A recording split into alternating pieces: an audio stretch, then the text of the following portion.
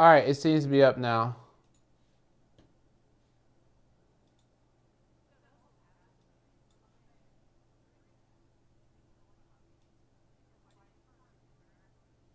All right, the number should be out. We live. What a mess. Time to spam F5. Okay. We're live. The chat seems to be working. I see it over there. If you have any questions, put your questions over there. And we got the expected rate hike. So let's tune in to what the market's doing. That was such an annoying mess for a start. Okay.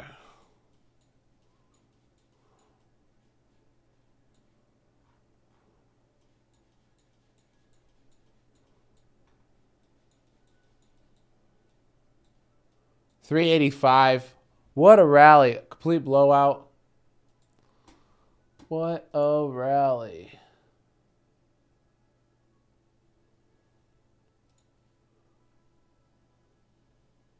Not that surprising.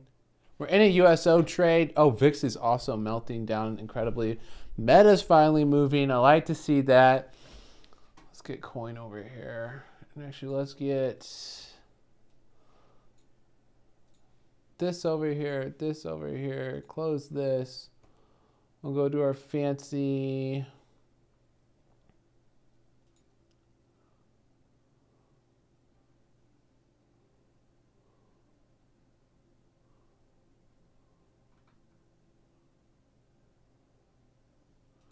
I don't even know if I want to do that today. Maybe I do want to do that today, actually. That looks so much better.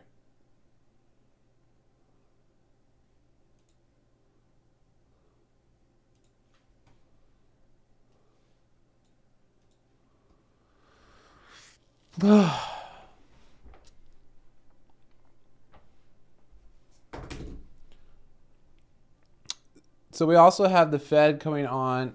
This is not muted, is it? We can't have that on there. Dang it. They're going to flag me for that. Like a bunch of jerks. What a mess. All right. I was frazzled for the start, but we're live now. We're going good. I'm not resharing the links. People will find this if they want to find it. Let's go back to this. We're waiting for this to actually start. Remember, it actually starts at 1:30, Fed press conference. What we're looking to hear from Jerome Powell when he goes live on this is we don't want him to say anything bad about growth. All right? If he acknowledges that growth is slowing and they're going to tighten anyways, bad. I think the market will react pretty harshly to that information. And we don't want to hear that. Let's get this back up. We can see how fat this rally is. Look at it go. I am in Meta. Amazon's even moving. Look at all the excitement. I'm going to throw USO up here in the corner. And UNG's also looking super hot. Been holding some calls there as well. We're also in coin, which is waking up as well. Coin was in such a devious spot here. Actually, if I swing over this trading view chart here, we can take a look at coin and we can see that it looks like it wants to break out. I mean, we can see how, if I'm precise enough here,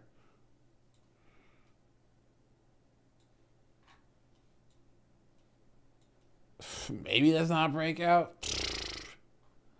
Maybe. It's kind of hard to get these wedges lined up on when there's such a long time frames like this. But if we go to the weekly, we can see like we're still, that's not the chart I wanted.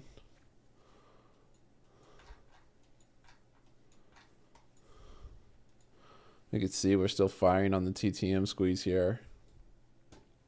Do you like to see that? It's firing to the upside as well. Showing a big move, could be coming around the corner. We've seen the daily kind of tempt at it. But as you can see, there's just not much in either direction.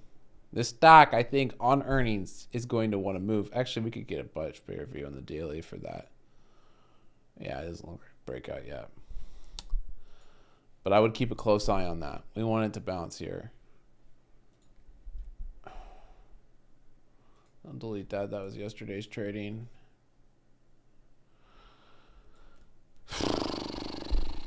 What a rally. Not trading this. If you're looking for a pullback here, pull from our highs to lows. Should be more zoomed in. What? Pretty much got support right there. Look for that pullback from this rally. Not trading anything yet. Kind of just want to talk about the Fed this morning. Afternoon. I slept in today. Can you tell? We're a mess.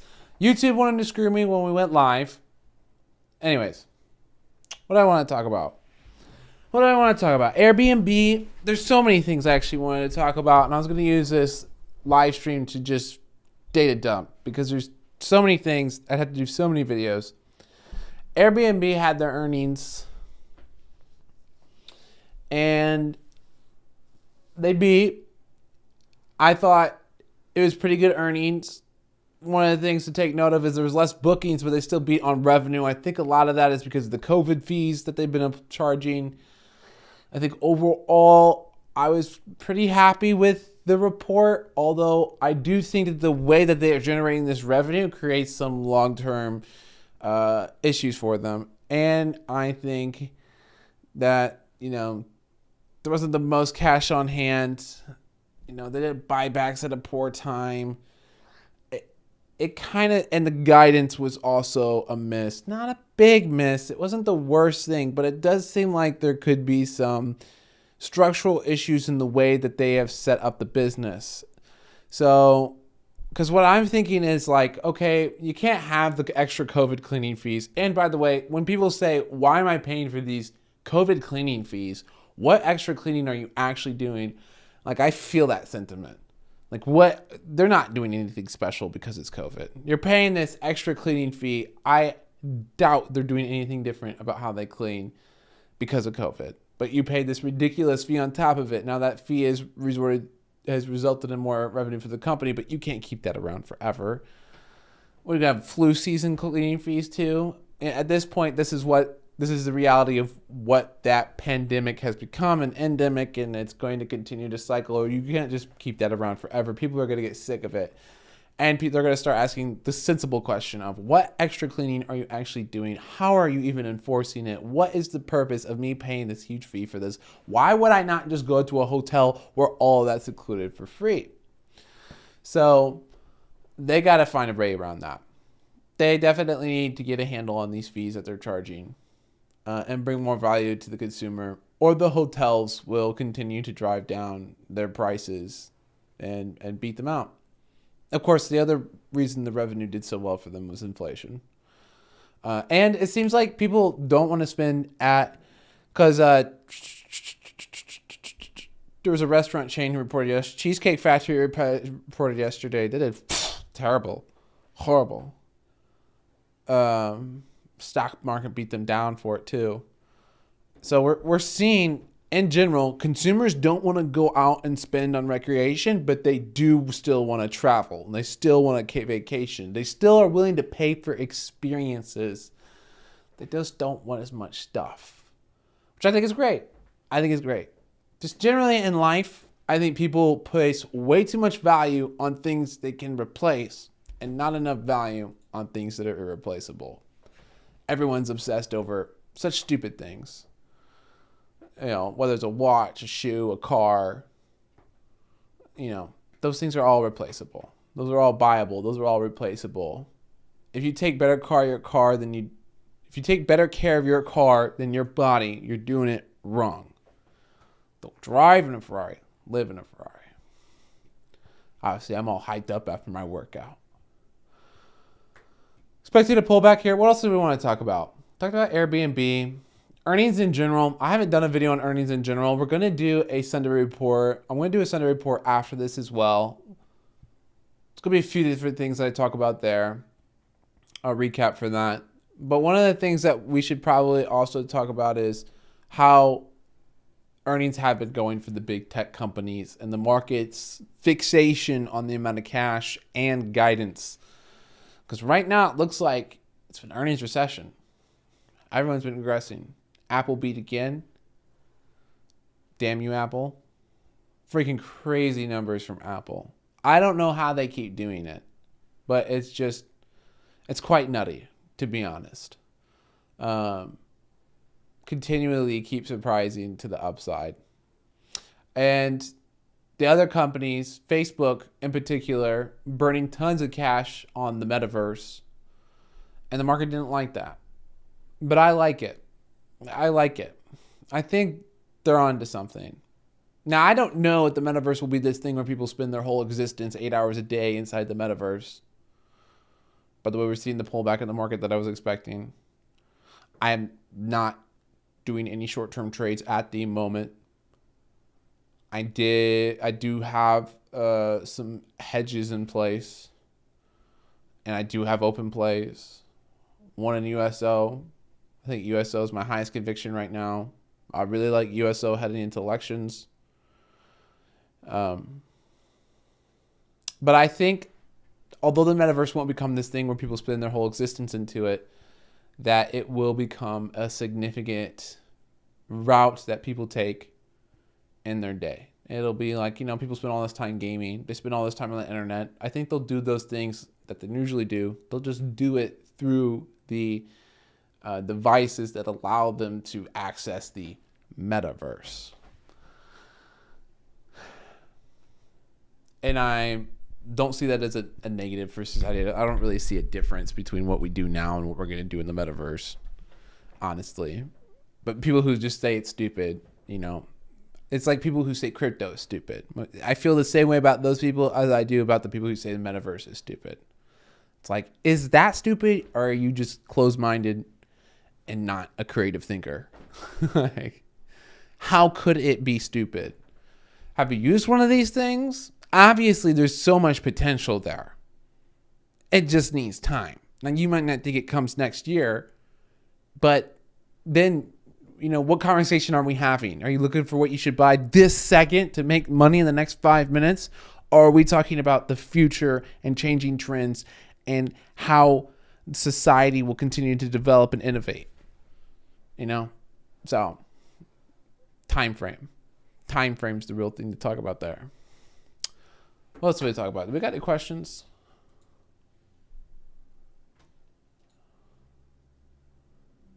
No questions. I'm going to go ahead and actually delete this real quick. There are other things I was going to talk about. Elon Musk wants to turn Twitter into WeChat. Nice, Coinbase. Nice job. Outperforming like you should. Let's actually put Meta here.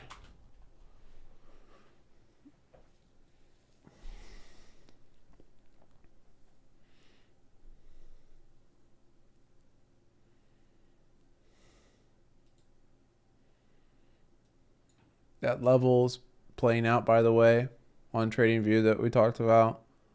You can see he's trying to bounce there. Magic. It's magic, Feel it down in your soul. Let's get this shared again. 1 second. We're all going to do this together. I have another screen that I need to set up. Copy. Close. I'm live.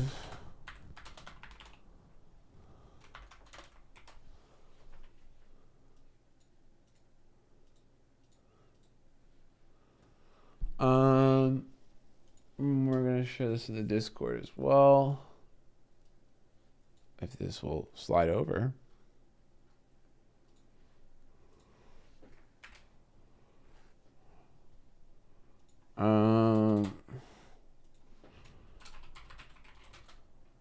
Resharing.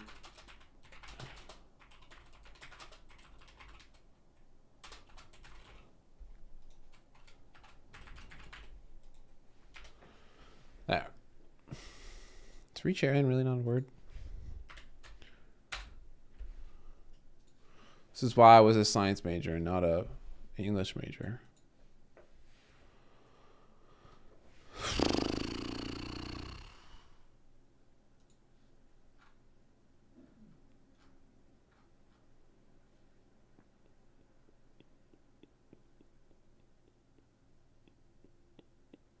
Futures pricing terminal effective Fed rate around 4.97 in May 2023.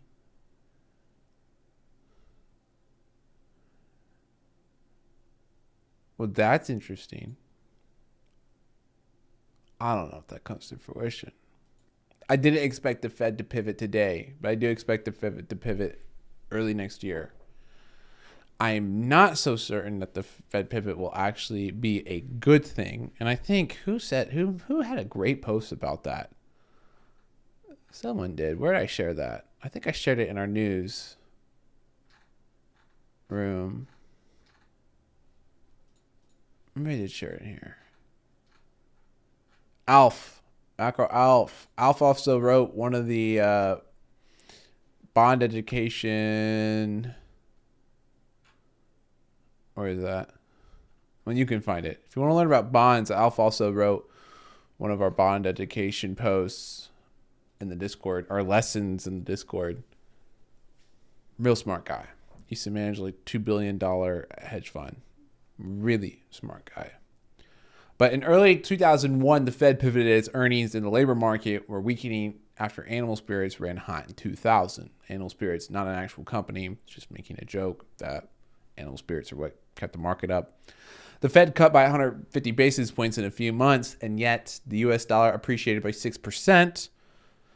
Now, it's important because usually what most people might expect is that when the Fed lowers interest rates, the dollar should be worth less, right? Quantitative or, monetary easing should relate to a weaker dollar, whereas monetary tightening should lead to a stronger dollar. But he's saying that even after 2000 and early 2001, when they did monetary easing, the dollar still came up and equities dropped another 10%. Confused, equities equals stocks. So that is really important to consider because what does it say?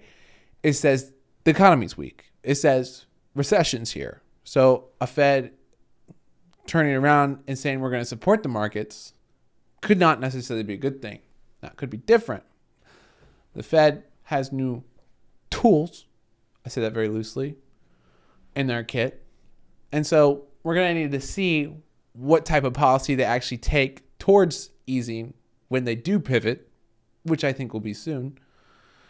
But it's important to consider this historical context and everything else going on right now. Because we weren't battling terrible inflation in the early 2000s. We just had a bubble. Looks like we denied a bounce to a new high. So if you see that come back down and you are trading those fib levels, you need to redraw there. Again, I'm not trading anything. The last meeting that we had, we saw a similar move, big rally. I expected a big rally. And actually, if we look at this, this is pretty much the move Goldman cited. Is that a double top, actually? No, we did actually push to 390. Wild. Still looking for 400, by the way. Still real bullish. I think today could cause some turmoil. And then I think the market goes right over it heading into elections. Skips and frolics its way to the 400 level is still my anticipation. I think it should be very excited about a more divided government headed into the election. And that's huge. That's important. Doesn't matter what political spectrum you're on at all. I don't care, and I don't care how you feel about it. All I care about is that if there is a more even split, at least not, maybe not within the Senate or within the House, but at least between the branches of government, one's blue, one's red, the other one's half blue, half red. Great. It means it's easier for them to get gridlocked and do nothing, and the markets love it when the government can't do anything. Because you can't do anything, you can't screw anything up. And then they can just go. And we like to see that. So what else did we talk about? There was more things to talk about as well. Could talk about crypto. Oh, there's really not much to talk about crypto at the moment. Oh, Dogecoin. I watched a bunch of videos about Dogecoin. I was going to make one. I don't even know if I want to make one. Dogecoin doesn't work. And it's stupid. And I know a lot of people don't want to hear that. But Dogecoin is so stupid. Now, if you want to make a short-term profits and hope that you're not the one left bag holding, fine. If you do actually, truly believe that it could be a future system used for payments that will use Dogecoin to buy a pack of gum, to buy a new sports bra, to buy a keg of Bush, no, not happening. All right, you can't make a currency that's inherently inflationary. You can't. Okay, the people who code these coins are not economists. People who code these coins are coders, and they're just making things that they think are funny. It's a joke, right? Oh, okay. And Elon says, well, maybe the joke becomes, ironic because history works out ironic. No, yeah, sometimes it does, but not when it comes to money. All right, we don't trade with. What would even be a good comparison?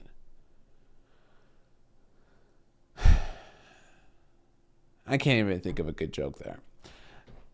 It doesn't work, is the point I'm trying to get across. All right, you can't make an inflationary currency. It does not work. It is not practical. And even if you're trying to make money off a short-term trade, you have to understand how much liquidity is there, or how many available tokens are there, and how much volume it's really going to take to get that thing to move.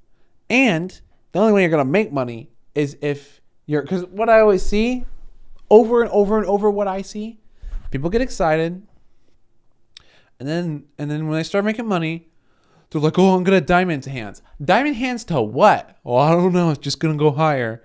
And then in that excitement and that emotional excitement, they just watch all the money evaporate.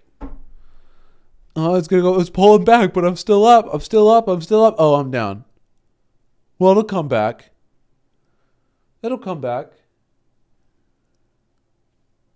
Right? No. If you're trading, trade.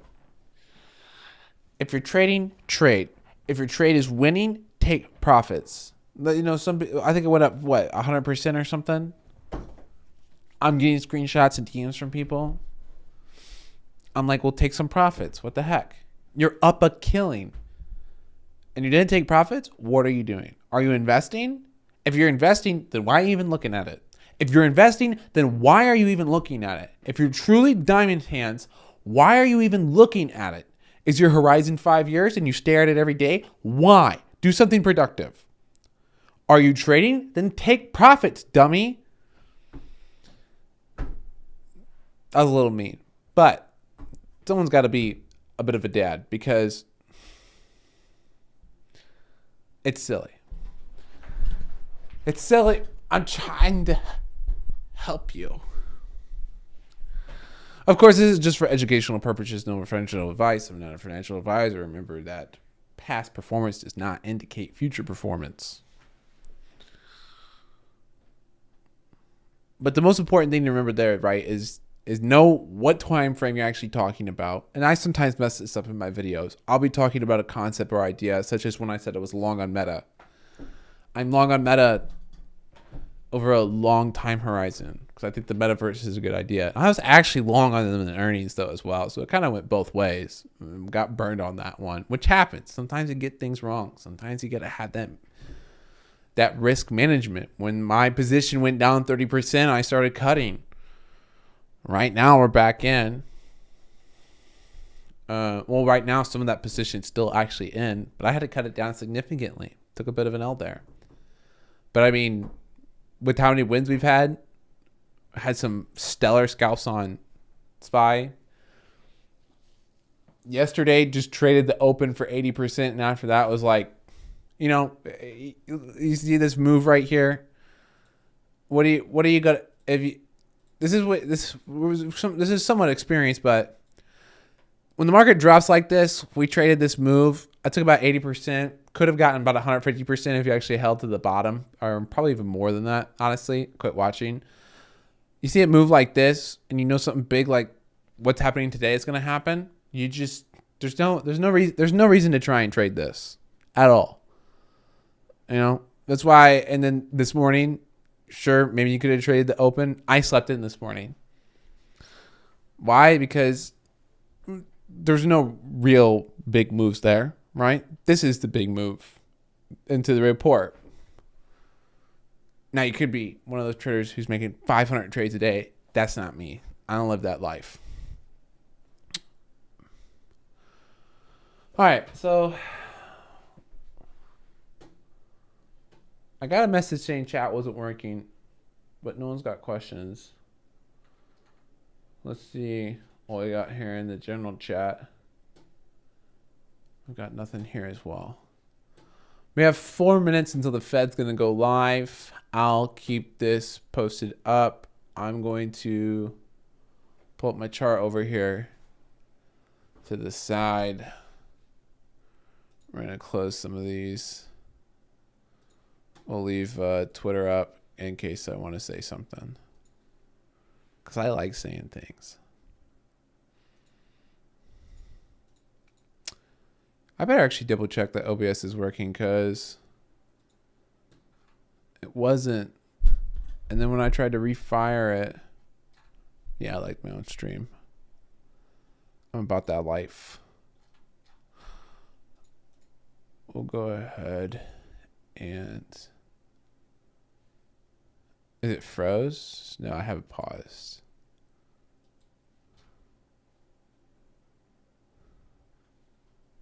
Chat is working. 2 viewers. I want to buy a stream deck and stuff, but I don't have enough viewers yet.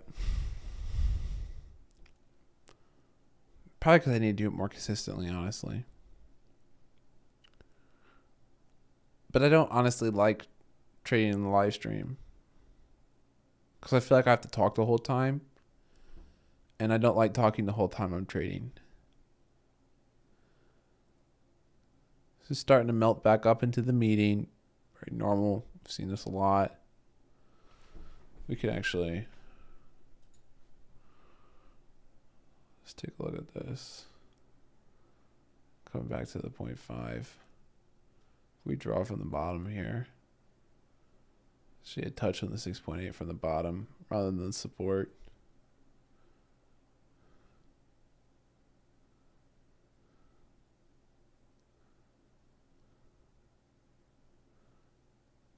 Let's go push to another high.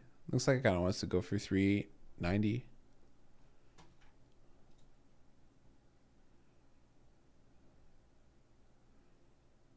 That'll be interesting. I love to see coin waking up. I'd also love to close these blinds.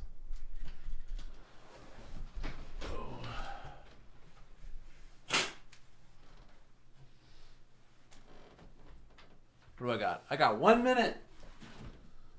Let's get this up. Okay.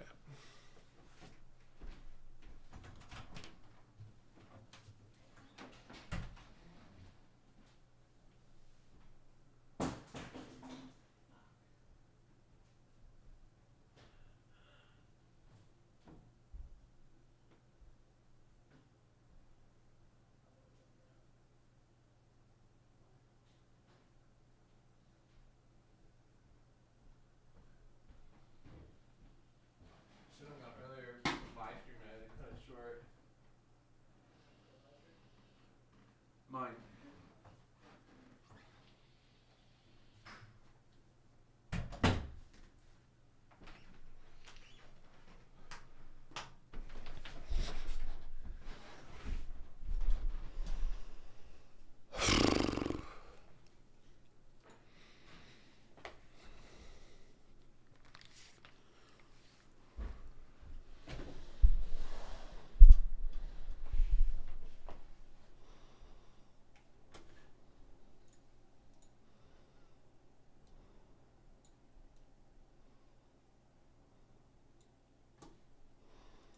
And remember, what we're going to be listening for is we want to hear comments about growth, maybe some comments about a pivot, maybe some information about buybacks on bonds. Maybe they're going to start doing some bond buying, which we heard Canada say that they were doing. So it'll be interesting to see if the Fed wants to make a similar decision. I expect them to pivot last on the international scale. All right, there's some sound. Good afternoon. My colleagues and I are strongly committed to bringing inflation back down to our 2% goal. Let me know in the comments if you can hear. Both the tools that we need and the resolve it will take to restore price stability on behalf of American families and businesses. Price stability is the responsibility of the Federal Reserve and serves as the bedrock of our economy. Without price stability, the economy does not work for anyone. In particular, without price stability, we will not achieve a sustained period of strong labor market conditions that benefit all. Today, the FOMC raised our policy interest rate by 75 basis points, and we continue to anticipate that ongoing increases will be appropriate. We are moving our policy stance purposefully to a level that will be sufficiently restrictive to return inflation to 2%. In addition, we're continuing the process of significantly reducing the size of our balance sheet. Restoring price stability will likely require maintaining a restrictive stance of policy for some time. I will have more to say about today's monetary policy actions after briefly reviewing economic developments. Here we go. The U.S. economy has slowed significantly from last year's rapid pace. Real GDP rose at a pace of 2.6% last quarter, but is unchanged so far this year. Recent indicators point to modest growth of spending and production this quarter. Growth in consumer spending has slowed from last year's rapid pace, in part reflecting lower real disposable income and tighter financial conditions. Activity in the housing sector has weakened significantly, largely reflecting higher mortgage rates. Higher interest rates and slower output growth also appear to be weighing on business fixed investment. Despite the slowdown in growth, the labor market remains extremely tight, with the unemployment rate at a 50-year low, job vacancies still very high, and wage growth elevated. Job gains have been robust, with employment rising by an average of 289,000 jobs per month over August and September. Although job vacancies have moved below their highs and the pace of job gains has slowed from earlier in the year, the labor market continues to be out of balance, with demand substantially exceeding the supply of available workers. The labor force participation rate is little changed since the beginning of the year. Inflation remains well above our longer-run goal of 2%. Over the 12 months ending in September, total PCE prices rose 6.2%, excluding the volatile food and energy categories. Core PCE prices rose 5.1%. And the recent inflation data, again, have come in higher than expected. Price pressures remain evident across a broad range of goods and services. Russia's war against Ukraine has boosted prices for energy and food, and has created additional upward pressure on inflation. Despite elevated inflation, longer-term inflation expectations appear to remain well anchored, as reflected in a broad range of surveys of households, businesses, and forecasters, as well as measures from financial markets. But that is not grounds for complacency. The longer the current bout of high inflation continues, the greater the chance that expectations of higher inflation will become entrenched. The Fed's monetary policy actions are guided by our mandate to promote maximum employment and stable prices for the American people.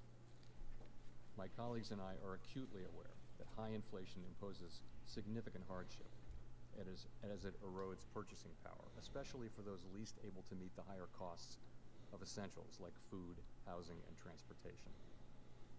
We are highly attentive to the risks that high inflation poses to both sides of our mandate, and we're strongly committed to returning inflation to our 2% objective. At today's meeting, the committee raised the target range for the federal funds rate by 75 basis points. And we are continuing the process of significantly reducing the size of our balance sheet, which plays an important role in firming the stance of monetary policy. With today's action, we've raised interest rates by 3.75 percentage points this year.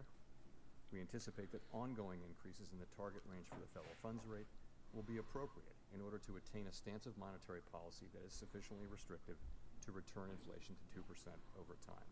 Nothing new yet. Financial conditions have tightened significantly in response to our policy actions, and we are seeing the effects on demand in the most interest rate sensitive sectors of the economy, such as housing. It will take time, however, for the full effects of monetary restraint to be realized, especially on inflation. Important to remember that housing is going to have a late reaction. Any housing data they're following, not relevant. Take into account the cumulative tightening He of mentioned it, policy not actually relevant. Housing will have a late reaction. economic activity and inflation. Housing's having a normal pullback right now, As I've said, not completely affected by the current interest rate hike. You won't see the full damage of that for quite some time. Restrictive to bring inflation down to our 2% goal.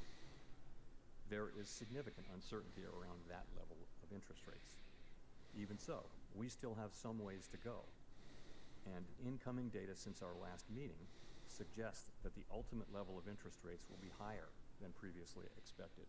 Oh, Our decisions will depend on the totality of incoming data and their implications for the outlook for economic activity and inflation. We will continue to make our decisions meeting by meeting and communicate our thinking as clearly as possible. We're taking forceful steps to moderate demand so that it becomes... Jerome getting firm. Our overarching focus is using our tools to bring inflation back down to our 2% goal and to keep longer-term inflation expectations well anchored. Reducing inflation is likely to require a sustained period of below-trend growth and some softening of labor market conditions. Restoring price stability is essential to set the stage for achieving maximum employment and stable prices in the longer run. The historical record cautions strongly against prematurely loosening policy. We will stay the course until the job is done. We understand that our actions affect communities, families, and businesses across the country. Everything we do is in service to our public mission. Market is melting down on these Everything we can to achieve last 10 seconds of comments. price stability goals. Thank you, and I look forward to your questions. Oh, man. That was very, very, very hawkish. Thank you. Colby Smith with the Financial Times. On the need to slow the pace of rate increases at some point, is a downshift contingent on a string of better inflation data specifically between now and, let's say, the December meeting? Or is that something that the Fed could potentially proceed with independent of that data, given the lagged effects that you mentioned? So a couple things on that. We do need to see inflation coming down decisively, and good evidence of that would be a series of down monthly readings. Of course, that's what we'd all love to see, but I've never thought of that as the appropriate test for slowing the pace of increases or for identifying the appropriately restrictive level that we're aiming for. We need to bring our policy stance down to a level that's sufficiently restrictive to bring inflation down to our 2% objective over the medium term. How will we know that we've reached that level? Well, we'll take into account the full range of analysis and data that bear on that question, guided by our assessment of how much financial conditions have tightened, the effects that tightening is actually having on the real economy and on inflation, taking into consideration lags, as I mentioned. We will be looking at real rates, for example, all across the yield curve and all other financial conditions and as we make that assessment. Hi, Howard Schneider with Reuters. Look, I'm sure there's Reuters. tons of confusion out there about whether this means you're going to slow in December or not. Would you say that the bias right now is not for another 75 basis point increase? So, what I want to do is put that question of pace in the context of our broader tightening program, if I may, and talk about the statement language along the way. So I think you can think about our tightening program as really addressing three questions. The first of which was and has been how fast to go.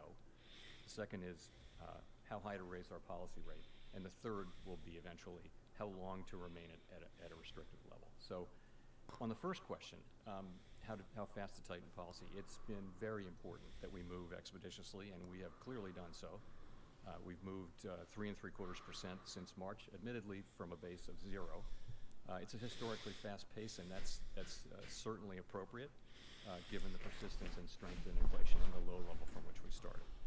So now we come to the second question, which is how high to raise our policy rate. And we're saying that we'd raise that rate to a level that's sufficiently restrictive to bring inflation to our 2% target over time. And we put that into our post-meeting statement because that really does become the important question we think now is how far to go. And I'll talk more about that. We think there's some ground to cover but before we meet that test, and that's why we say that ongoing rate increases will be appropriate. And as I mentioned, incoming data between the meetings, both the strong labor market report, but particularly the CPI report, do suggest to me that we may ultimately move to higher levels than we thought at the time of the September meeting. That level is very uncertain, though, and I would say, we're going to find it over time. Of course, with the lags between policy and economic activity, there's a lot of uncertainty. So we note that in determining the pace of future increases, we'll take into account the cumulative tightening of monetary policy as well as the lags with which monetary policy affects economic activity and inflation. So I would say as we come closer to that level, move more into restrictive territory, the question of speed becomes less important than the second and third questions. And that's why I've said at the last two press conferences that at some point it will become appropriate to slow the pace of increases. So that time is coming. And it may come as soon as the next meeting or the one after that. No decision has been made. It is likely we'll have a discussion. I think markets should like that. Next meeting, a discussion. Markets should like that. Again, the question of when to. Yeah, buyers stepping in on that one. Is now much less important than the question of how high to raise rates and how long to keep monetary policy restrictive, which really will be our principal focus. If I could follow up on that, to what degree was there an importance or weight given to a need to signal this possibility now, given all the concerns really around the globe about Fed policy sort of driving ahead and everybody else, dealing with their own stress as a result? Well, I think I'm pleased that we have moved as fast as we have. I don't think we've over-tightened. I think there's very difficult to make a case that our current level is too tight, given that inflation still runs well above the federal funds rate. So I think that at this meeting, the last two meetings, as I've mentioned, I've said that there would come a point, and this was a meeting at which we had a discussion about what that might mean, and we did discuss this, and as I mentioned, we'll discuss it again in December. But there's I don't have any sense that we've over-tightened or moved too fast. I think it's been good and a successful program. That we've gotten this far this fast. Remember, though, that we still think there's a need for ongoing rate increases, and we have some ground left to cover here, and cover it we will.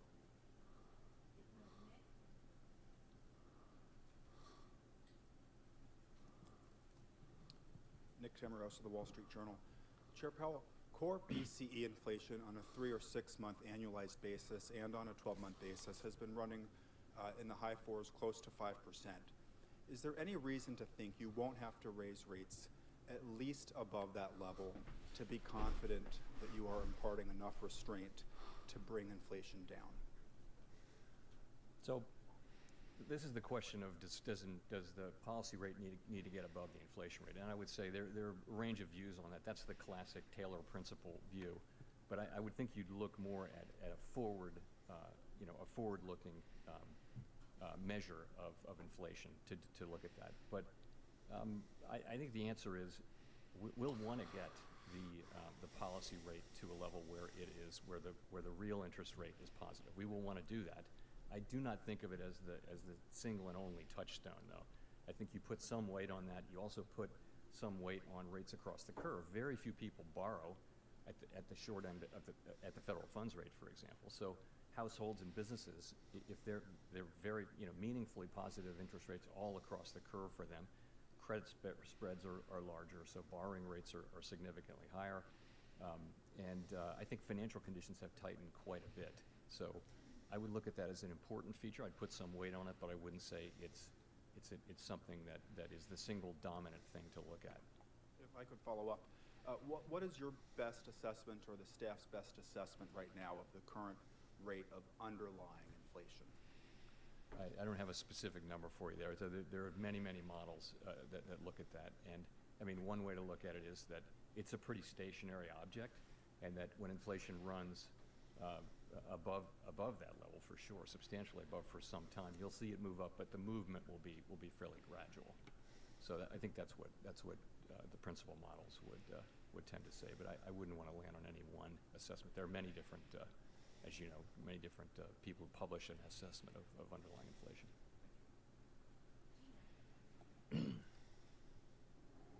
Hi, Chair Powell. Thank you for taking our questions. Gina Smiley with New York Times. I wonder, do you see any evidence at this stage that inflation is or is at risk of becoming? She's got a cartoon voice. What? Is inflation becoming entrenched? So I guess I would start by pointing to expectations. So if we saw longer-term expectations moving up, that would be very troubling. And they were moving up a little bit at the middle part of this year, and they've moved now back down.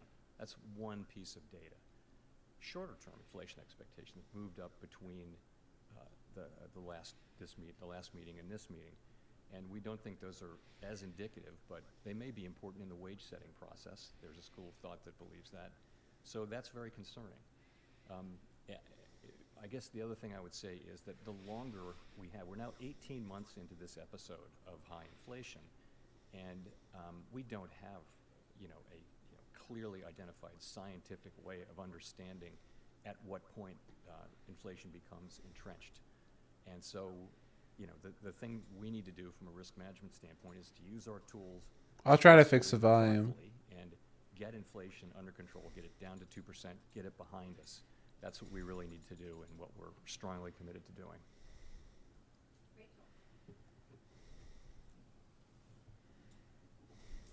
Hi, Chair Powell. Thank you for taking our questions. Rachel Siegel from the Washington Post. The statement points to lag times. I'm wondering if you can walk us through how you judge those lag effects, what that timeline looks like over the coming months or even a year, and where you would expect it to show up in different parts of the economy. Is that better for the volume? So the way I would think about that is it's a commonly, for a long time, thought that monetary policy works with long and variable lags, and that it works first on financial conditions and then on economic activity and then perhaps later than that even on inflation. So that's been the thinking for a long time. There was an old literature that made those lags out to be fairly long. There's newer literature that says that they're shorter. And the truth is we don't have a lot of data of inflation of this high in what is now the modern economy. One big difference now is that it used to be that you would raise the federal funds rate, financial conditions would react, and then that would affect economic activity and inflation. Now, financial conditions react well before in expectation of monetary policy. That's the way it has moved for a quarter of a century, is in the direction of financial conditions, then monetary policy, because the markets are thinking what is the central bank going to do. And there are plenty of economists that also think that once financial conditions change, that the effects on the economy are actually faster than they would have been before. We don't know that. I guess the thing that I would say is it's highly uncertain. And so from a risk management standpoint, it would be irresponsible not to ignore them. But you want to consider them, but not take them literally. So I think it's a very difficult place to be, but I would tend to want to be in the middle, looking carefully at what's actually happening with the economy, and trying to make good decisions from a risk management standpoint, remembering, of course, that if we were Shouldn't to be louder than over-tighten, me, we but could should then be use our significantly tools louder for you strongly guys. to support the economy. Whereas if we don't get inflation under control because we don't tighten enough, now we're in a situation where inflation will become entrenched, and the costs, the employment costs in particular, will be much higher potentially. So from a risk management standpoint, we want to be sure that we don't make the mistake of either failing to tighten enough or loosening policy too soon. And if I could follow up, should we interpret the addition to the statement to mean that more weight is put into those lag effects than they would have been after previous rate hikes? So I think as we move now into restrictive territory, as we make these ongoing rate hikes and policy becomes more restrictive, it'll be appropriate now to be thinking more about lag. Of course, we think about the lags are just sort of a basic part of monetary policy, but we will be thinking about them. But we won't be, I think we'll be considering them, but because it's appropriate to do so. Let me say this, it is very premature to be thinking about pausing. So people, when they hear lags, they think about a pause. It's very premature, in my view, to think about or be talking about pausing our rate hike. We have a ways to go. Our policy, we need ongoing rate hikes to get to that level of sufficiently restrictive, and we don't, of course, we don't really know exactly where that is. We have a sense, and we'll write down in the December meeting, a new summary of economic projections, which updates that. But I would expect us to continue to update it based on what we're seeing with incoming data. Thanks, Chair Powell. Neil Irwin with Axios. As you look around the economy, the clearest impact of your tightening so far has been on housing, maybe some venture-funded tech companies. It's been relatively narrow in terms of labor market, consumer demand, a lot of sectors you don't see a ton of effect. Is the pathway and channels through which monetary policy works changing? Is it narrower than it used to be? And on housing in particular, are you at all worried that you're crimping housing supply in ways that might cause problems down the road? I don't know that the channels through which policy works have changed that much. I would say a big channel is the labor market, and the labor market is very, very strong, very strong. And households, of course, have strong balance sheets. And so we go into this with a strong labor market and excess demand in the labor market, as you can see through many different things, and also with households who have strong spending power built up. So it may take time. It may take resolve. It may take patience. It's likely to get inflation down. I think you see from our forecasts and others that it will take some time for inflation to come down. It'll take time, we think. Sorry, was I getting to your question there? Oh, housing, the housing part of it. Yeah, so, we look at housing. Of course, housing is significantly affected by these higher rates, which are really back where they were before the global financial crisis. They're not historically high, but they're much higher than they've been. And you're seeing housing activity decline. You're seeing housing prices growing at a faster rate, and in some parts of the country declining. I would say the housing market was very overheated for the couple of years after Market the coming pandemic down as quite a demand bit. increased and rates were low. We all know the stories of how overheated the housing market was, prices going up, many, many bidders, no conditions, that kind of thing. So the housing market needs to get back into a balance That's a between supply and significant demand. drawdown. We're well aware of what's going on there. From a financial stability standpoint, we didn't see in this cycle the kinds of poor credit underwriting that we saw before the global financial crisis. Housing credit was very much more carefully managed by the lenders. So it's a very different situation and doesn't appear to present financial stability issues. But no, we do understand that's really where a very big effect of our policies is. Victoria. Hi, Victoria Guida with Politico. I wanted to ask about the labor market. You mentioned early on again that job openings are very high compared to available workers, and I'm just curious to what extent you do and don't draw a signal from that. So, for example, if wage growth is slowing and if maybe the unemployment rate starts to tick up, will that make you sort of decrease your focus on job openings? What do you see? Are wages what's really important? How are you thinking about the labor market as it relates to inflation? So we talk a lot about vacancies and the vacancy to unemployed rate, but it's just one. It's just another data series. It's been unusually important in this cycle because it's been so out of line, but so has quits, so have wages. So we look at a very wide range of data on the labor market. So I'd start with unemployment, which is typically the single statistic you would look to, is at a 50-year low, 3.5%. We're getting really nothing in labor supply now. We had, I think, a very small increase this year, which we had really thought we would get that back. Most analysts thought we would get some labor supply coming in. You mentioned wages, so I guess I would characterize that as sort of a mixed picture. It's true with average hourly earnings you see. So I would call it a flattening out at a level that's well above the level that would be consistent over time with 2% inflation, assuming a reasonable productivity there. With with the ECI reading this week, again, a mixed picture. The headline number was a disappointment. Let's just say it was high. It didn't show a decline. There's some rays of light inside, that if you look at private sector workers, that did come down, the compensation did come down. But overall, though, the broader picture is of an overheated labor market where demand substantially exceeds supply. Job creation still exceeds, the sort of the level that would hold the market where it is. So that's the picture. Do we see? We keep looking for signs that sort of the beginning of a gradual softening is happening. And maybe that's there, but it's not obvious to me because wages aren't coming down; they're just moving sideways at an elevated level, both ECI and average hourly earnings. We want to see. We would love to see vacancies coming down, quits coming down. They are coming down.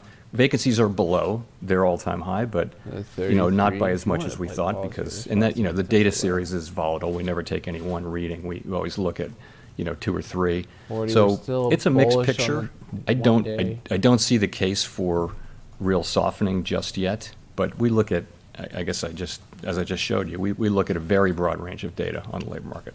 So do you see wages as being a significant driver of inflation? These can come down some. I think wages have an effect on inflation, and inflation has an effect on wages. I think that's always been the case. There's always a going back and forth. The question is that really elevated right now? I don't think so. I don't think wages are the principal story of why prices are going up. I don't think that. I also don't think that we see a wage price spiral.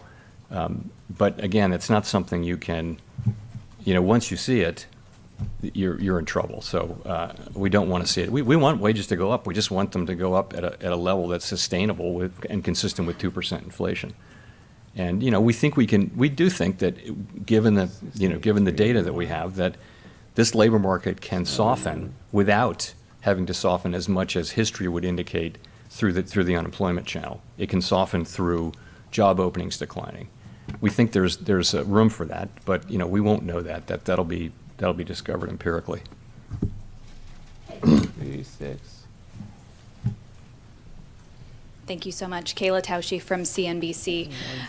Earlier last month, the United Nations warned that there could be a global recession if central banks didn't change course. The new UK Prime Minister warned of a profound economic crisis there. And I'm wondering how the Fed is weighing international developments in light of a very strong economy here in the U.S. that would seem to be bucking those trends. So, of course, we keep close tabs on economic developments and also geopolitical developments that are relevant to the economy abroad. We're in very frequent contact with our for the 390 calls right now. Foreign counterparts, both I think you got pretty good through risk the reward IMF on meetings those and the regular meetings with central banks that we have, and I have one this weekend with many central bankers. So we're in touch with all of that. So I guess it's clearly a difficult time in the global economy. We can go to 85 before 230. We're seeing very high inflation in Europe, significantly because of high energy prices related to the war in Ukraine, and we're seeing China's having issues with the zero COVID policy and much slower growth than we're used to seeing. So we see those difficulties. The strong dollar is a challenge for some countries, but we have it, and we take all of that into account in our models. We think about the spillovers and that sort of thing. Here in the United States, we have a strong economy, and we have an economy where inflation is running at 5%, core PCE inflation, which is a really good indicator of what's going on for us. Is the way we see it is running at 5.1% on a 12-month basis, and sort of similar to that on a 3, 6, and 9-month basis. So we know that we need to use our tools to get inflation under control. The world's not going to be better off if we fail to do that. That's a task we need to do. Price stability in the United States is a good thing for the global economy over a long period of time. Price stability is the kind of thing that pays dividends for our economy for decades, hopefully. Even though it may be difficult to get it back, getting it back is something that provides value to the people we serve for the long run. If I could just follow up on Thank you. The Fed has acknowledged in the past that that the tools that you have don't affect things like energy and food prices that stem from some of those conflicts overseas, and they're some of the biggest pain points for consumers. So as you pursue the current path that you've outlined, is there a risk that some of those prices simply That got don't come broken. It's down? not holding up. So we don't directly affect, for the most part, food and energy prices, but the demand channel does affect them just at the margin. The thing about the United States is that we also have in many other jurisdictions, the principal problem really is energy. In the United States, we also have a demand issue. We've got an imbalance between demand and supply, which you see in many parts of the economy. So our tools are well suited to work on that problem, and that's what we're doing. You're right, though. We don't, the price of oil is set globally. This could be a top. And it's not something we can affect. If this isn't a top, I think then by what the you're looking actions that we for take, though, is we help 400 keep, actually on the dot. longer-term inflation expectations And this anchored would be- and keep the public believing in 2% inflation by the things that we do, even in times when energy is part of the story of why inflation is high.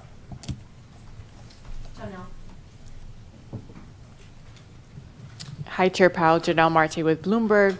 So the Fed is facing 2 more ethics-related incidents unlikely that you with see the revision that of the 0.786 financial statements from play President Bostic and President Bullard speaking at a closed event. So some senators, like Elizabeth Warren, are saying that this is a sign of greater ethics problems at the Fed.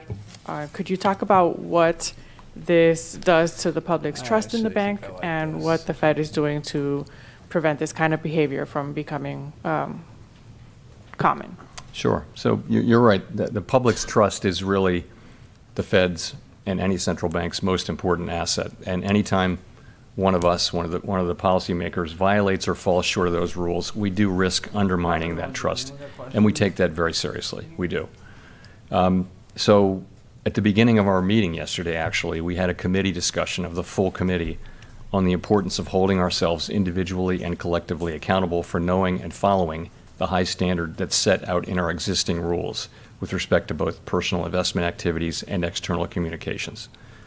We've taken a number of steps, right here. and I would just say we do understand how important I think if those you want to issues go are. 400, I you would got to say that give our it new, another week. our new Actually, if we were looking investment at the Elliott waves again, we'd have to. program that we have is up now and running, and actually it was through that the problems with President Bostic's disclosures were discovered when he filed his new disclosures. That's, we now have a central group here at the Board of Governors that looks into disclosures and follows them and approves people's disclosures and also all of their trades. Any trade anyone has to make who's covered has to be pre-approved. And there's a lag. It has to be pre-approved 45 days before it happens, so there's no ability to game market. So it's a really good system. It worked here. And I think we all said to each other yesterday morning, we recommitted to each other and to this institution to hold ourselves to the highest standards and avoid These these should be fine. problems. This shouldn't be big. Do you have an update on the investigations that are pending?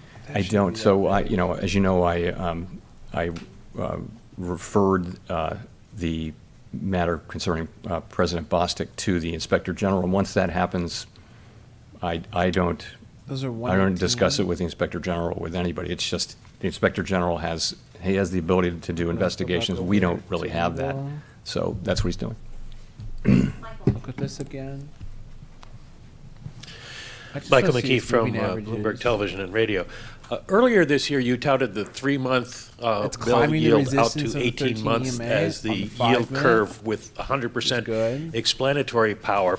And you said, quote, if it's inverted, that means the Fed's going to cut, which means the economy is weak. We need to make sure you that get some curve is only entry 2 right basis here. points away from inversion now. So I'm wondering why you are so confident that you have not actually, this is an important over-tightened, question. particularly given that rates work with a lag. He's talking about the yield inversion.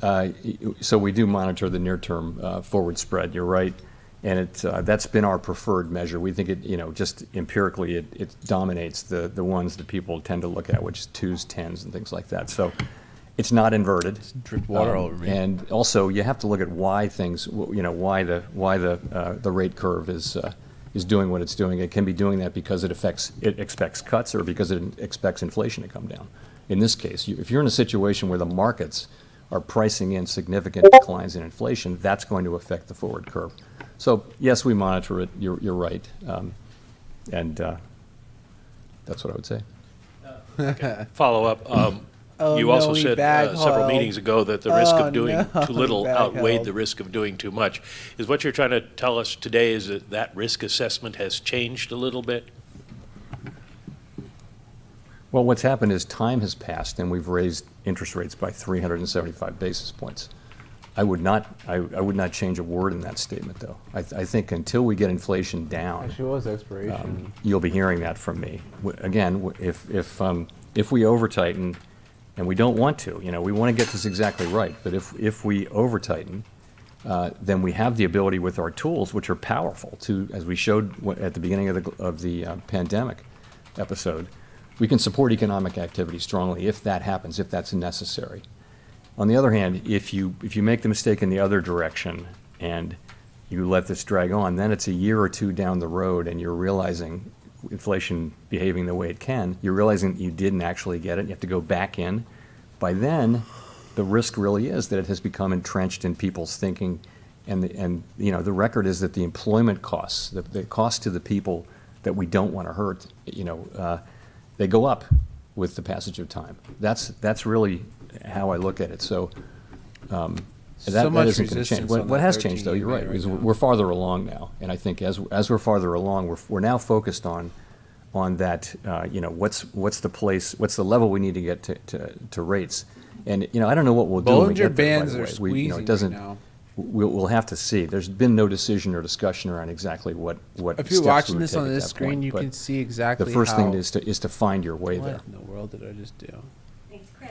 You can see these every time these squeeze. Thank you. Chris Rugaber, So many lines Associated there, Press. might be confusing. Just to This go back yellow to line housing right for a here, minute, you mentioned that's your the lower impact that band. rate The increases white have had on line's your upper housing. band. Home sales are down Every time 25% they in the squeeze, past big year move. and so forth, Look, but squeeze right none here, of this is big really move. showing up in, as you know, in the government's You gotta have inflation more data to measures. figure out which way that move's coming. But And as we go forward, I tell you, private real-time data is it's clearly similar to showing these using hits to housing. Are you going to need the to TTM squeeze. put a greater weight on that in order to ascertain things like whether there's over-tightening going on? Or will you still focus as much on the more lagging government indicators?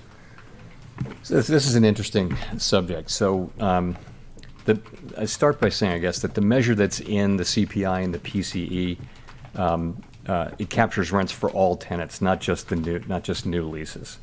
And that makes sense, actually, because for that reason, that conceptually, that's sort of the right target for monetary policy. And the same thing is true for owner's equivalent rent, which comes off of there's that movement it's a coming reweighting in. of tenant rents. The private measures are of course good at picking up the at the margin the new leases, and they tell you a couple things. One thing is I think right now, if you look at the pattern of that series of the new leases, it's very pro-cyclical. So rents went up much more than the CPI and PCE rents did, and now they're coming down faster. So the implication is that there are still, as non-new leases roll over and become and expire, right? There's still in the pipeline. There's still some significant rate increases coming, okay? But at some point, once you get through that, the new leases are going to tell you that what they're telling you is there will come a point at which rent inflation will start to come down. But that point is well out from where we are now. So we're well aware of that, of course, and we look at it. And but I would say that in terms of what the right way to think about inflation really is to look at the measure that we do look at, but the considering that 390s we also and the know 400s are double the open that interest. at some point you'll see rents coming down. So are the 385s. And just a quick follow-up. A lot of risk on the It 385s. looks like stock and bond markets are reacting positively to your announcement so far. Is that something you wanted to see? Is that a problem, or how much that might affect your future policy to Remember, see this further out of money or positive that reaction. delta can be in favor for you when it comes to we're not managing targeting risk, any right? one or two particular things. Yeah, if I buy closer You to know, the money, I our make more message money when it moves should my be- what I'm direction. trying to But do if is I buy make sure further that our out the money, message I is also clear, lose which less is money when it doesn't that we move think in we my have a ways to favor. go. We have some ground to cover with interest people rates often think before we about get that. to Everyone just thinks about the money they can make before we get rather to than thinking about the money that they could level lose. of interest rates that we think is sufficiently Important to restrictive. consider. And putting that in the Part of statement risk management. and identifying that as a goal is an important step. And that's meant to put that And it question could be hard really to as have the trades that are important good one now going ideas, but forward. it's easy to learn risk I've also management. said that we think that the level Even of if you rates have to that learn it we by trial and estimated error. in September, the incoming data having suggests that good that's trade actually going to be ideas. higher. And that's been the pattern. I mean, I would I have don't know. I little talked to some confidence people, that I the feel like it's forecast- just a gift and they If don't we got made a it. forecast today, if we were doing an But SEP you- today, the pattern has watching been that this. one after got another, it. they go up, and, that'll end when it ends, but there's no sense that inflation is coming down. It just, if you look at I have a table of the last 12 months of 12-month readings, and there's really no pattern there. We're exactly where we were a year ago. So, okay, so I would also say it's premature to discuss pausing, and it's not something that we're thinking about. That's really not a conversation to be had now. We have a ways to go. And the last thing I'll say is that I would want people to understand our commitment to getting this done, and to not making the mistake of not doing enough, or the It's about mistake 3,000 of withdrawing more 380 votes coming in. our strong policy and doing that too soon. It's the So those, fastest I moving control those messages, volume right there. that's my job. They're still stepping in. Edward Lawrence with Fox Business. Thank you, Fed Chairman. So how big of a headwind is all the fiscal spending to what the Federal Reserve is trying to do to get inflation Still back to haven't the 2% actually made a target? trade. In theory, it was a headwind this year, but I do think the broader context is that you have households that have these significant amounts of savings and can keep spending. What significant amount of savings? So I think those two things do tend to sort of counterbalance each other out. It appears consumer spending is still positive. It's at pretty modest growth levels. It's not shrinking, people are, the banks that deal with Yeah, but retail let's talk about these customers credits. and many Let's talk about retailers this will tell you credit. that the consumers are still How much buying. and credit they're- and are they're still, people utilizing they're to maintain fine. the So spending they have? I don't know how big the fiscal Given the headwinds are, inflation. and they haven't shown up in the way that we thought they would in restraining spending. So it must have Hint, to do with the doesn't look savings that that people great. have. What about the spending? There's tens of billions yet to be spent. I mean, from the Inflation Reduction Act, the American Rescue Plan, CHIPS Act, bipartisan infrastructure bill. How does that play into your thinking about the future? It's demand is going to have some support from those savings, and also from the strong demand that's still in the labor market. We still see pretty significant demand and a tightening labor market in some respects. Although I think overall, I would say it's not really tightening or loosening. So we see those things, and what those things tell us is that our job is going to require some resolve and some patience over time. We're going to have to stick with this. That's just we take all that as a given, but we know what our objective is and we know what our tools can do, and that's how we think about it. That 13 EMA is a magnet right now. Hi, Chair Powell. Nancy Marshall-Genzer Hello. from Marketplace. I'm wondering, has the window for a soft landing narrowed? Do you still think it's possible? Has it narrowed? Yes. Is it still possible? Yes. I think we've always said it was going to be difficult, but I think to the extent rates have to go higher and stay higher for longer, it becomes harder to see the path. It's narrowed. I would say the path has narrowed over the course of the last year, really. Hard to say. Again, I would say that the sort of array of data in the labor market is highly unusual, and to many economists, there is a path to. Ordinarily, there's a relationship to GDP going down and vacancies declining, translating into unemployment, or there's Okun's law. So all those things are relationships that are in the data, and they're very real. Data's a little bit different this time, though, because you have this tremendously high level of vacancies, and we think on a very steep part of the beverage curve. All I would say is that the job losses may turn out to be less than would be indicated by those traditional measures because job openings are so elevated and because the labor market is so strong. Again, that's going to be something we discover empirically. I think no one knows whether there's going to be a recession or not, and if so, how bad that recession would be. And our job is to restore price stability so that we can have a strong labor market that benefits all over time, and that's what we're going to do. But just real quickly, why do you feel like the window has narrowed? Because we haven't seen inflation coming down.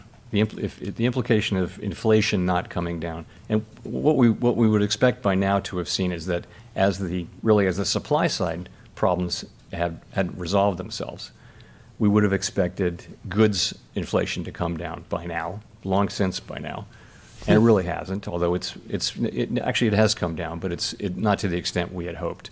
At the same time, now you see services inflation, core services inflation moving up, and I just think that the inflation picture has become more and more challenging over the course of this year, without question.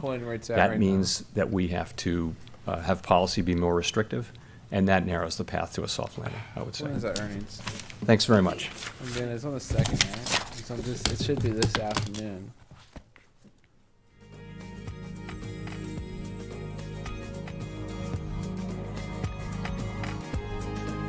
No, it's tomorrow.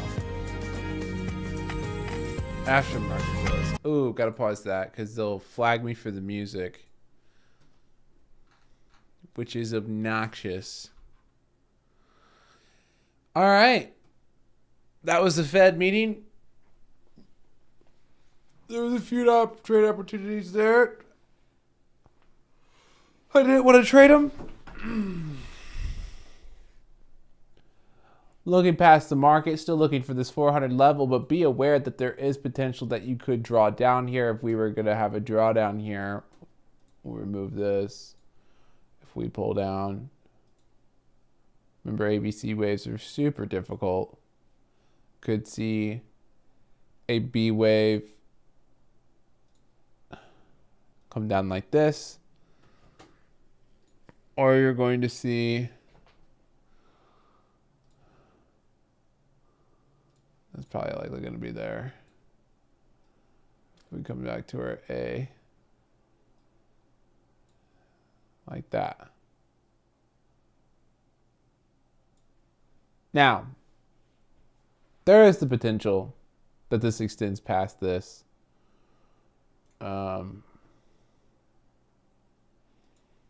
But I'll definitely be looking to take profits around the 400 level. And this ABC could be really quick too. You could see this drawdown. You see it's not a big drawdown. And then coming in for C. Fibs.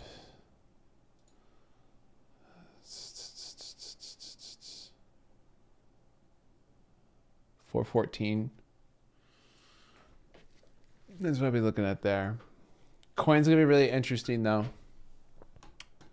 And that this time frame, don't pay attention to this time frame. This could be much shorter. This could be something like that. Because remember, we're just on a 1 hour right now. If we go to a 1 day, maybe a little longer. That's what we're looking at right now. And I'm not even sharing my screen. Holy cow.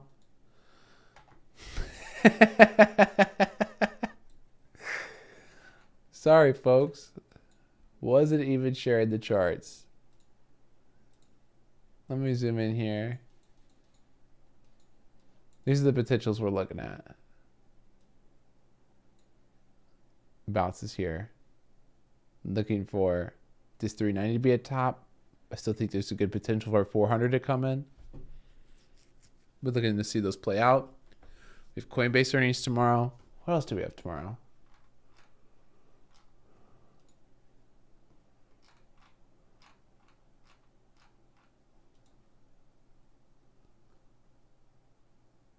Ooh, we got Roku tonight.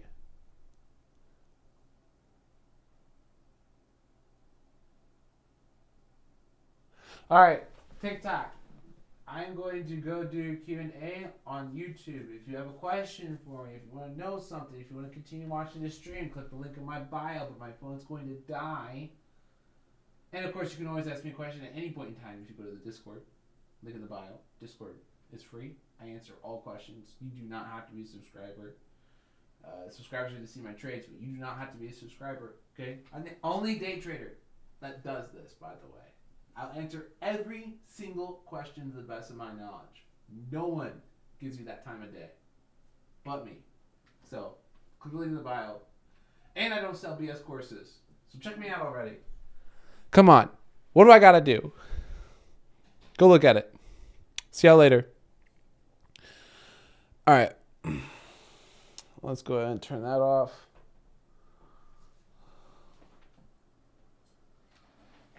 Let's plug that in.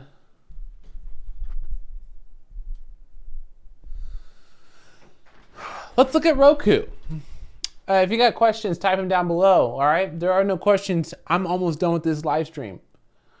You want me to stay on? You want me to talk about stuff? Hit me with your questions. Or else I guess I'm gonna go play League with some of the subscribers. Probably not. I got work to do. I got videos to make. It's tempting though. Which chart tier do I want to replace? Apple.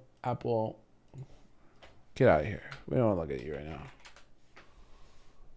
Gosh, look how awful that chart looks. I remember when everyone was saying that this thing was going to go to 600.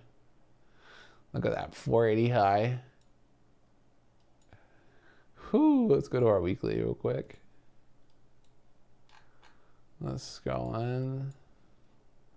We got our log on. Ugh.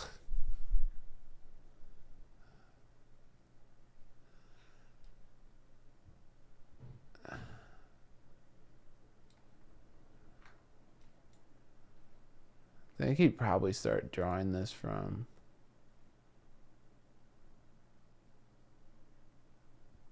what are you seeing here? Seeing them.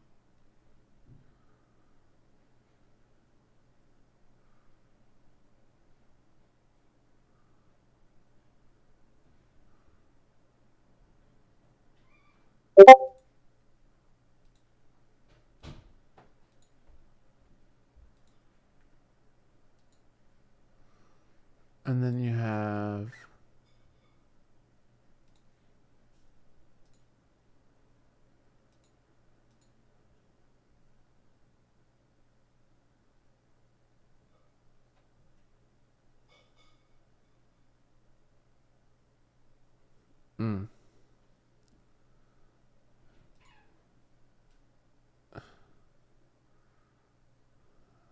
I'd say like,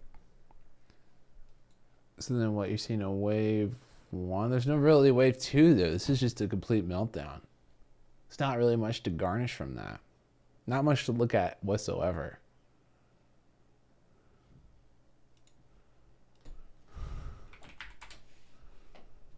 With Elliott waves, if I don't see a clear wave structure, it's just not a good idea to do it. That looks like a decent 1, 2, 3, 4. What we would do to confirm that is we'd start drawing some fib levels and stuff. And we'd draw them in the right direction.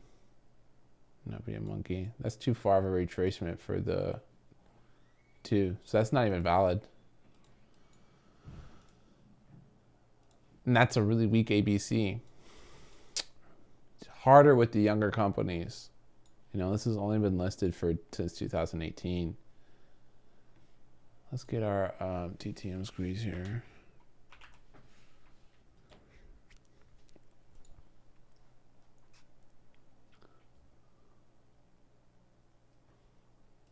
So we are seeing some firing on the daily and the weekly. Oh, wait. Now that's interesting. Not really seeing anything on the Elliott waves. Let's scope in here so we actually see some movements.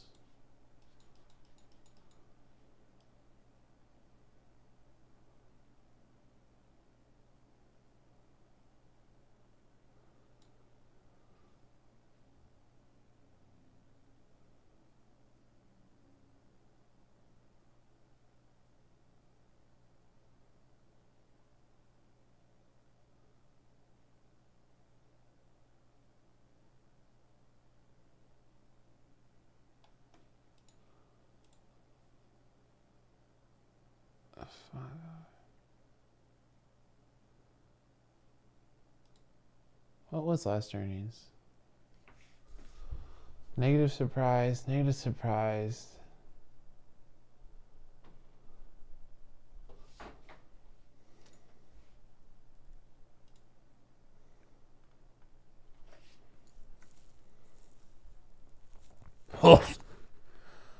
Oh my gosh, that's awful.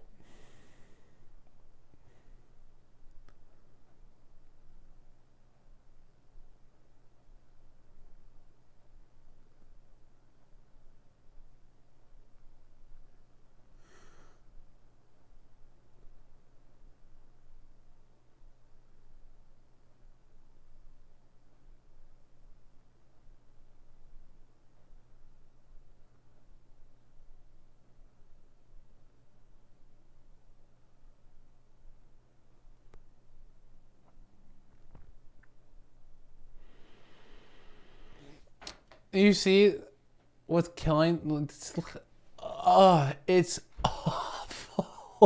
It's so bad. I'm not sure if I want to play that. I mean, let's look at this on the Weevil.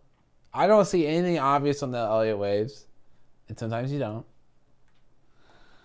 If I don't see it, it's not usually worth playing. We are pinging. Oh, whoops. That's on SPY. Oh, SPY went down to 377. Now that looks juicy.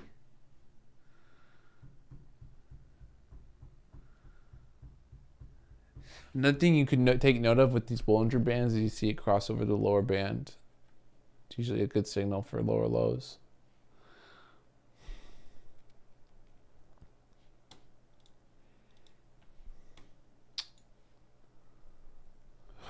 Oil positions come down some. Don't like that. Gonna be holding a lot of these Coinbase calls into the earnings. So much risk. So much risk. Are you breaking this?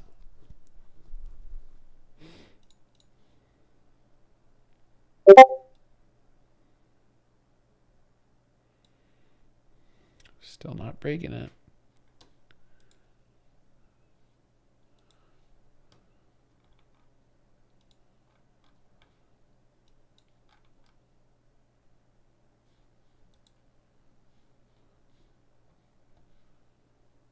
Still no questions.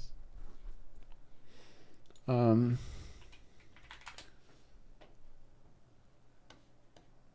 Roku's so...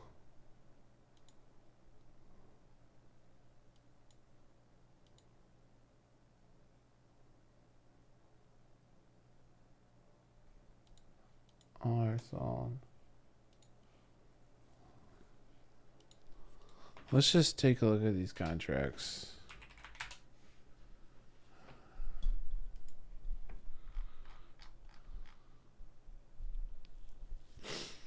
Oh, that's a skew.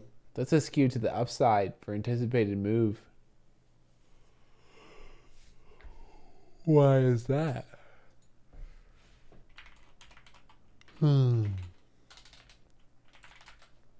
Skew to the upside?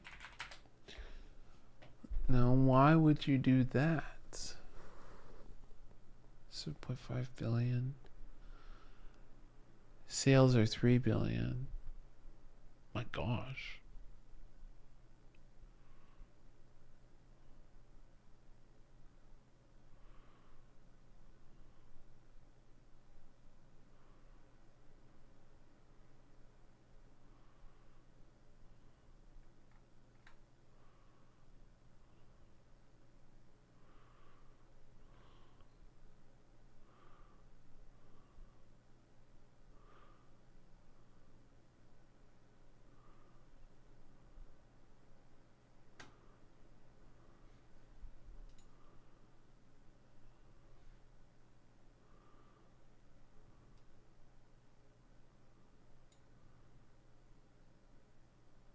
Sales at 3 billion. These ratios and stuff don't look so bad, honestly. What are the expectations?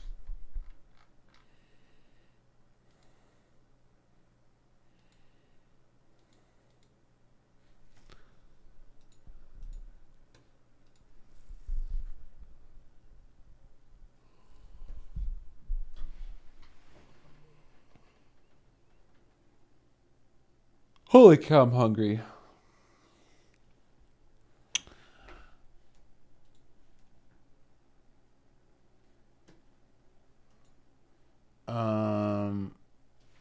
Are we gonna load my calendar? What are we doing here? Did my Wi-Fi die? Are we live on the stream? We are live on the stream. Why is this not working?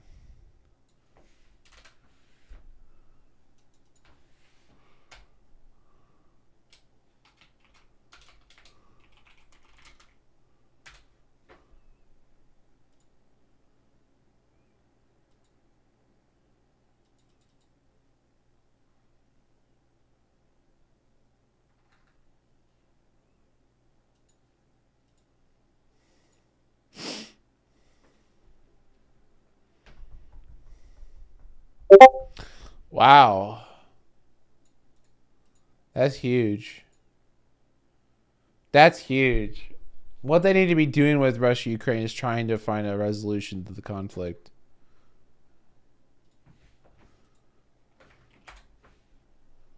And what I need Earnings Whisperer to do is actually load. What's going on here? Is their site down?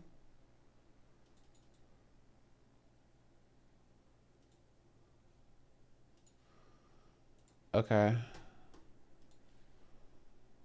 Let's see if Weeble wants to give this info. What are the expectations? Isn't there? Maybe it's only on the app. Maybe that's what I'm thinking about.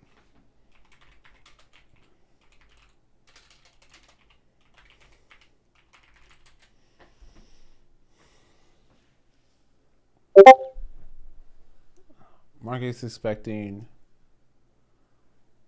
slight improvement, but not really.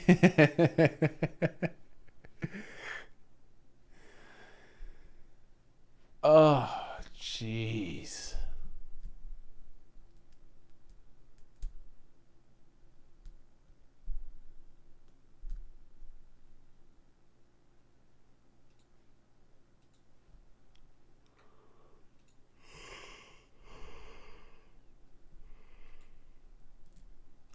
Yeah, great share from Joe, by the way, because this is what we're looking for. By the way, we share stuff like this all the time with contenders. Joe is a hedge fund manager coming in clutch with some great info.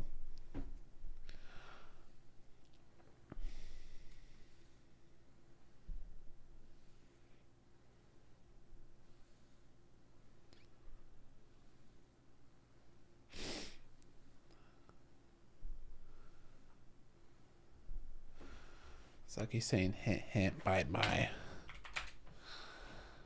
I see you, Joe. I see you. Wow, this melt-off extended so much more than I expected. Look at that. Look at that. The market is upset. It's hurt. Why could you say that, Jerome? Why would you say such terrible things? Now look what happened if we double bottom here. We had a day where we went all the way from this 376 to 390, okay? It is possible. You can do it. It has been done. I do not think that the world ended from what was the statements that were given. I do think that they were bearish, but I'm looking at this right now and I'm seeing potential for some wins. So what we're doing right here is I'm going to be looking at what we got open. And I think it's time to make some moves. Now what makes you move? Now go and get some groove. I had some short-term TLT calls because I was looking for potential announcement on some buyback, a very small position that didn't play out, so we're going to head and cut some of those. The meta is basically a model play. We don't need to make positions. The range fits right there. We're looking at USO still coming through 17%. I'd like to pull back. We might do some buying there. Coin positions are going to leave our coin positions open. UNG position is going to leave UNG open. Got to give the winners. Let the winners win. Let winners win. All right. If nothing screams fundamentally, if you have a fundamental trade and nothing screams that something is fundamentally changed on the trade, let winners win. Just do it.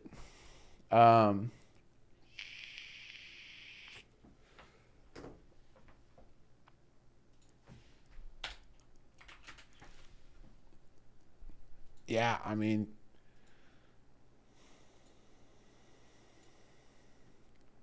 gosh, this looks too fantastic to not make a move here.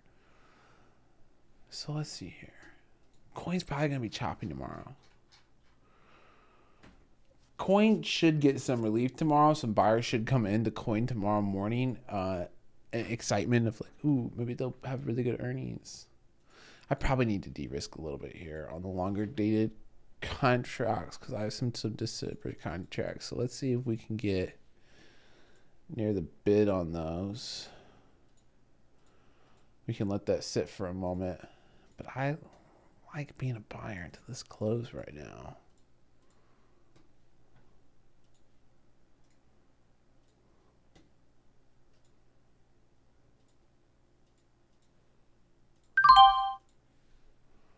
Those filled.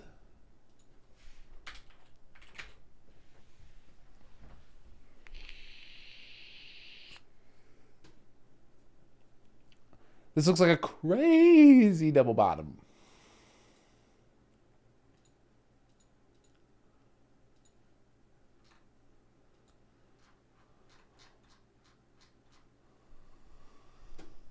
Let's look at our short-term fibs. Come here to 1 minute. Scope in. We have this drawdown. Look in here. Look if it bounced right back up to 380.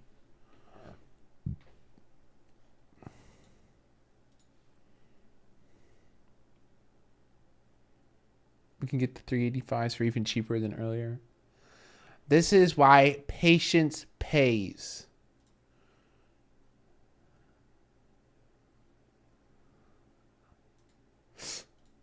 Don't do it to me. There you go. You know you want to fill me at the bid. You know you want to. Oh, the market always treats me so nice. Not always. But 385 call 11 to 4.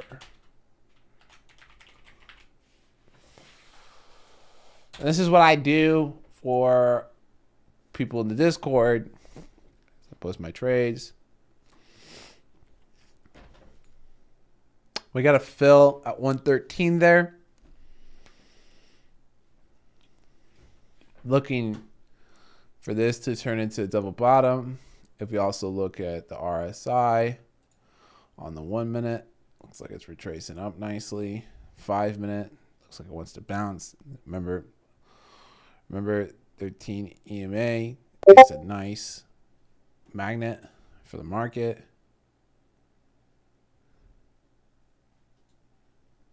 Yeah. Remember, just trying to catch a small bounce. Joe, again, hitting the live stream with some great info at 3,200 level, the next possible, which we've been talking about for ages. And he's been posting some of this information in there for 5 months, including the intermediate rallies that we have gotten along the way. I mean, if you've been in this Discord and you've been confused about the macro movements, it's because you have not been just reading the content in here. You know, some of these small things, yeah, I got the Facebook earnings, the Meta earnings wrong. Some small things like that. But if you've been paying attention in the Discord, as far as macro moves go, we have been on it, on top of it. We've been on top of it, riding it like a bull, like a wild horse, making it our pet. But on it.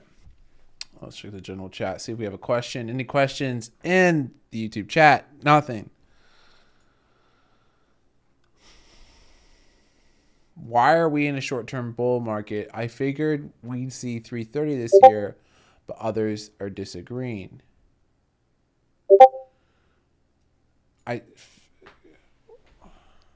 This is a question in the Discord.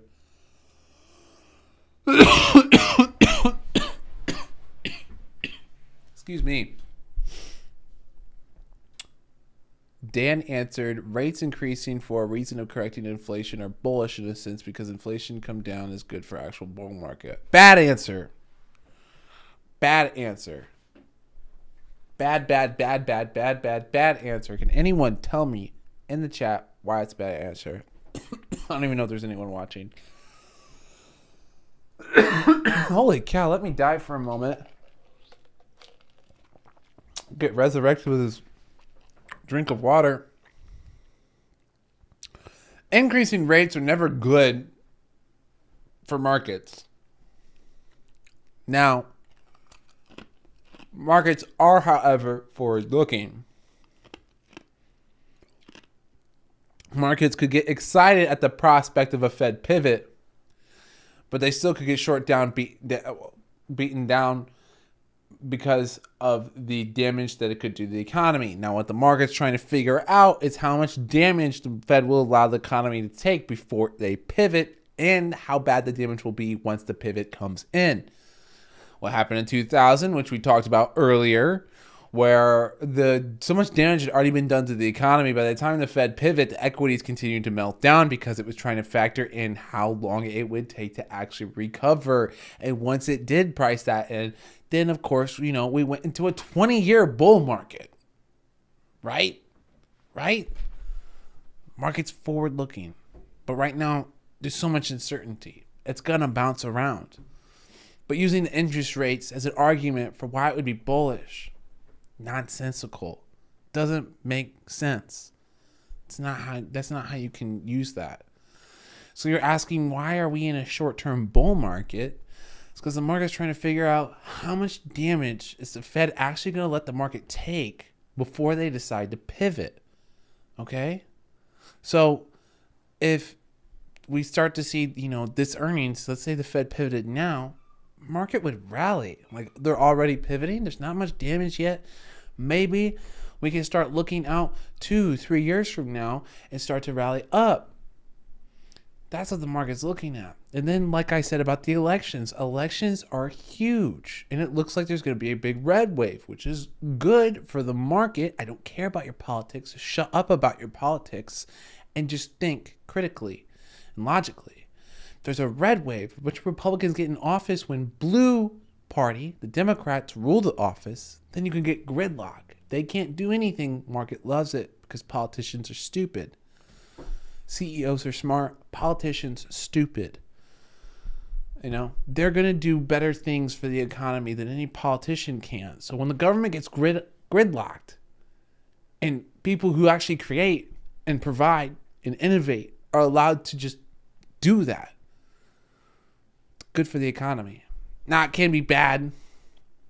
Capitalism can get out of control. But there's already tons of locks on that. So, and usually those big things get corrected. And, we're going to go into a huge political argument. But our economics argument, our discussion. But that's why it's a short-term rally. It's not very confusing. Do not overcomplicate it. Okay? Market's trying to figure it out. But 330 this early? We don't know. 330 on uncertainty? We don't know, though. Very rare. Very rare.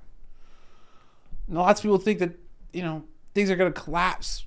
Utter chaos and destruction. Now, of course, at any point in time, China could say, hey, we're going to take a fat poo-poo on Taiwan. And in which case, 330 could come around.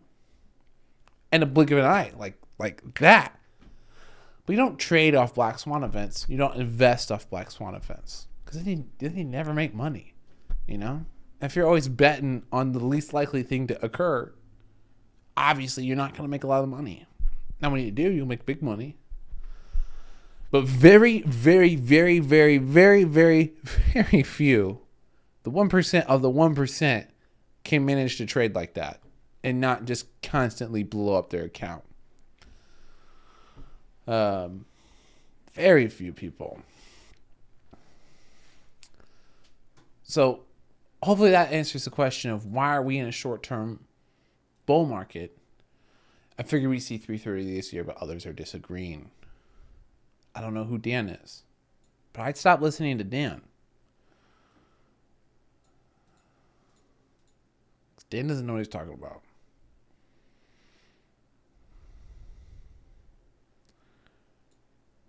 No.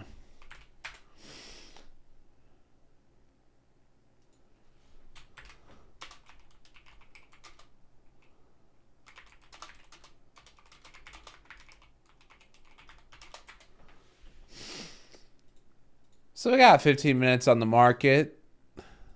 We're just seeing some chop here at the bottom after the sell-off. I don't see any more questions. I don't expect anything crazy to happen in the last 15 minutes. We could dance around here, see some buyers come back in the morning, or we could see the plummet. Tight stop loss here for sure. If you get a break on this double bottom here, you get a break here, you probably cut some of your risk out, and then you get another break at the 373, you cut some more. Because then what? You're looking at 365. Yeah, pretty much 365, 366 range. That's probably where it would draw out at. But I've got more video content to make. I don't see any more questions. Let's see.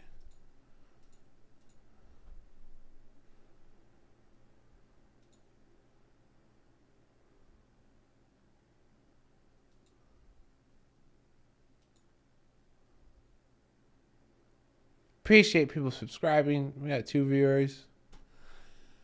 Wonderful. 2 viewers. Appreciate you watching. Please subscribe. Please like the stream. It helps a bunch. Helps a ton.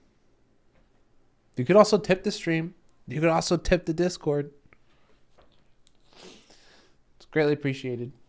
If we get more, if people start tipping and liking videos more, then there will be more content. Right now, people say they love the videos, YouTube videos, they don't like the video. Well, am I going to build a nicer studio than this and get even more stuff when most of the things on TikTok, and I don't really need that much equipment to make TikToks. I don't need a stream deck, you know? Then why would I do it? I'm going to do what the people like, right? So people ask for certain things, or they say they appreciate certain things. And then I look at the data and I'm like, but did you though? So remember, if I do something and you like it, give me a little reward, you know, a little treat, a little Scooby snack. Give me a like, leave a comment. It helps so much. That'll be it for today. Not much going on. If anyone asks any more questions in the Discord, I'll make sure to respond to them. If you want to join the Discord, make sure to click the link down below. I'm on TikTok. I'm on Twitter. I'm on YouTube. I'm on Twitch. I'm on everywhere. I'm everywhere. I'm all around you. I'm like Wi-Fi. So check it out. Join the Discord. Participate in the conversations that are going on. Maybe even visit our gift shop because we're dropping some new merch soon. And I think it's really cool. I will see you later today with a YouTube video and a few TikToks. And then likely another video tomorrow. 2 days in a row. Get excited. See you then.